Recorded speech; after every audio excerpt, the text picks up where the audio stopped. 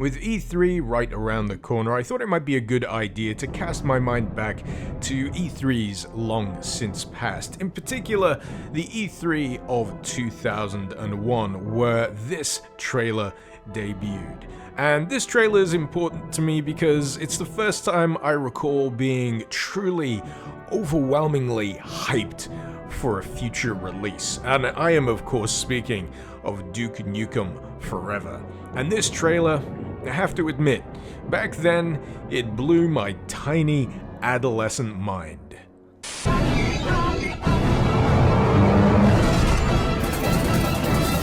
Oh yes, this is just one of those trailers that I could honestly watch over and over again. And it is a trailer that I've watched over and over again. At the time, I was already a big fan of Duke 3D. I had really enjoyed my time with Time to Kill on the PlayStation 1, and seeing this was just a glimpse into the future of Duke. It just featured so much cool shit, and I could not have been more ready to get my hands on this goddamn game. Unfortunately, however, that shiny, gleaming utopian future of a release of this build of Duke Nukem Forever was never to be realized, as the team behind Duke Nukem Forever endlessly chased technological advances, endlessly delaying the game to a degree that the name Duke Nukem Forever just became synonymous with vaporware. Truly, it's a shame, but isn't it better to live with the bittersweet memory of what could have been rather than seeing some inferior, cobbled-together version of Duke Nukem Forever released nearly, a decade down the line? I can't think of anyone who would consider that a good idea. Oh no. I nearly forgot. I hoped I'd forgot. God damn it, Randy. You killed Duke. Well, to say that he killed Duke is probably a little bit of an overstatement, considering that when modding is concerned, where there's a will, there's a way. And with that in mind, I think it's about high time I said, hey there, this is Mr. Icarus, and welcome to yet another edition of Mod Madness. Today, I bring you Duke Nukem Forever, for Duke Nukem 3D. This actually originally released in 2013, 2 years after the release of Gearbox's Duke Nukem Forever. The aim of this, to recreate some of those key moments from the trailer that we all know and love from 2001, and give us a little bit of a taste of the Duke Nukem Forever we wanted but never really got.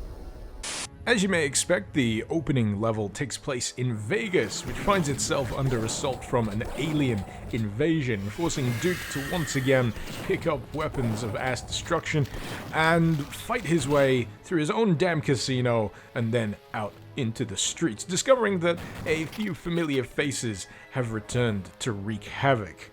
That's right, it's them goddamn pesky cycloids again. You'll also run into a few NPCs, such as this one here, who is saying words.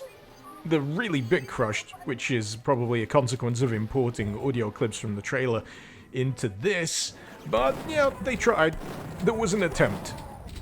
During the course of this level, if you're lucky, you should also be able to get your hands on the M16 assault rifle, and this usually drops from the Enforcer enemy type. This is a weapon that featured during the 2001 trailer and also featured an underbarrel grenade launcher, which is unfortunately missing from this version. It's an aspect which would have added a little bit more spiciness to the weapon, but as it currently stands, it's merely a replacement for the Ripper cannon.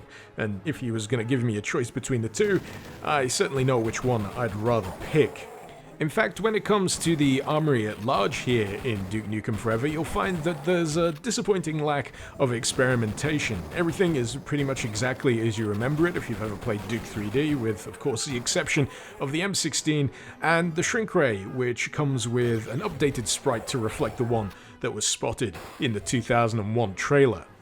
A particular highlight of this mod is when you finally get your hands on the motorbike. You do acquire it during the first level in order to do a stunt jump, but this is where you're truly let loose to just gun it down the road leading out of Vegas into the desert and towards the EDF base, and even includes a few neat little set-piece moments like just narrowly avoiding crashing into this train here. It's really neat little touches like that that make this mod shine. Thankfully, when it comes to me being rubbish at cornering on the damn thing, the mod is actually pretty forgiving when it comes to biffing into the sides or into various other objects, provided you're, of course, not going too insanely fast. As you can see here, it just mainly results in you having to slow down, which I should be probably doing in the first place if I want to make those corners nice and smooth. Undoubtedly, the coolest part of this section is getting on the highway and weaving between all of these trucks while goons on the back shoot pew-pew lasers at you. As cool as it looks, however, it can occasionally be a bit of a 50-50 endeavor. If you find yourself a little unfortunate with the timing, you can get yourself pinned between the trucks and the side of the highway, causing some occasionally excessive damage, but this time we escaped the cold clutches of death, so I count myself fortunate in that regard. This is also the first time that you'll run into the mind-controlled EDF soldiers who have tentacles sprouting from their bodies, much like in the trailer, but the root cause of this, in this mod, is the little green goopy things that hatch from the eggs in Duke 3D. In fact, you do have to take them out once you've taken the mind-controlled soldier down, and all in all, it's a pretty neat repurposing of a pre-existing enemy type. Once you finally reach the EDF base, you learn from a small text briefing that the aliens have invaded from a portal located on the Hoover Dam, starting your journey in that particular direction, once, of course, you've fought through all of the douchebags currently assaulting the base here. Now, I have to confess, at first this section did confuse me because it had been a while since I'd sat down and played through a significant chunk of Duke levels, and as a result, I forgot a few of the obvious visual clues that help you move forward, such as the RPG, which strongly implies you need to blow something up, and of course, the cracked wall texture, which implies that's the thing that you're gonna have to blow up. It just reminded me of how important it is for any level in a game to have a sort of visual shorthand to help the player along without being too thuddingly obvious, and I'm happy to say that it's still very much in circulation with this mod. It's just that I was a little out of practice. Another new enemy that you'll run into during the course of this level is the Terminator, well, the non-infringing version of the Terminator, of course, and the thing that makes me laugh most about the inclusion of this enemy is that it's pretty much born from a single shot from the trailer that could have been absolutely anything, but I love that it's been spun into this reoccurring enemy here, and as far as I can tell, the in-story lore, or whatever you want to call it, is that the EDF seem to be seeking to replicate Duke's superior alien ass-kicking abilities, and if you look close on these Terminator models, you'll see that on the chest they do have the nuke symbol emblazoned there. Just a neat little touch. You are one ugly motherfucker. After battling through the desert, reaching the ghost town of Morningwood, and fighting through an underground mine, you finally get to the hands-down, objectively best part of this mod, and that is slowly riding a donkey over some precarious paths while shooting aliens in the face with a shotgun. Why exactly do I need to be on the donkey? I'm not entirely sure. I think it's just because you can. And that is reason enough. That is reason enough for me to personally place this above Gearbox's Duke Nukem Forever. Does Gearbox's Duke Nukem Forever have a rideable donkey? I think not. Take notes, Randy. This is the future you chose to ignore. This final level also throws in a few interesting enemy variants, such as the Laser Enforcer, an enforcer which shoots lasers. Pretty self-explanatory, really, does exactly what it says on the tin. You'll also run into Freeze Thrower Enforcers, and if you can't figure out what those ones do, then you should probably seek help.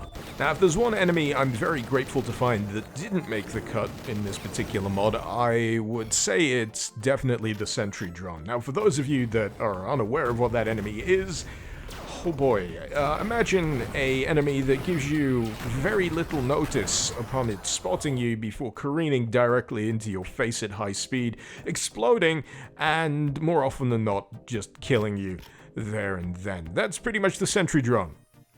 Glad they kept it out. Good work, modders. Good work. So how would I say the whole sum total of this stacks up? Well, it's alright.